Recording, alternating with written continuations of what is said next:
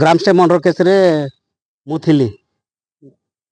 ଆପଣଙ୍କ ସହିତ ଆଉ କିଏ ଥିଲେ ଏବଂ ମୁଁ ଏବଂ ଦାରା ସିଂ ସହିତ ଆମେ ଜେଲରେ ଥିଲୁ। 25 ବର୍ଷ ହେଲାଣି। କଣ କେମିତି ହେଇଥିଲା କହିଲେ ସେ ଘଟଣା? 1999 ମସିହା ଜାନୁଆରୀ 22 ତାରିଖ ଦିନ ଧର୍ମାନ୍ତୀକରଣ ଗୋହତ୍ୟା କେନ୍ଦ୍ର କରି ମନୋହରପୁର ଠାରେ ଏକ କାଣ୍ଡ ହେଇଥିଲା। ସେ କେସରେ ମିଥ୍ୟା ଅଭିଯୋଗରେ ଅଭିଯୁକ୍ତ ହୋଇ ଜେଲ ଭିତରେ ଆମକୁ ପନିଶମେଣ୍ଟ ଦିଆଯାଇଛି। ଦୀର୍ଘ 27-25 ବର୍ଷ ଧରି ଆଜି ଏହି କାରାଗାରରୁ ମୁଁ ବାହାରିଛି। କଣ କହିବେ କେମିତି ଥିଲା ସେ କାଳର ଯୋଉଟା ଆପଣ ଯୋଉ ପୋଡା ହେଲା? ମୁଁ କହିପାରିବି ନାହିଁ, ମୁଁ ତ ନଥିଲି।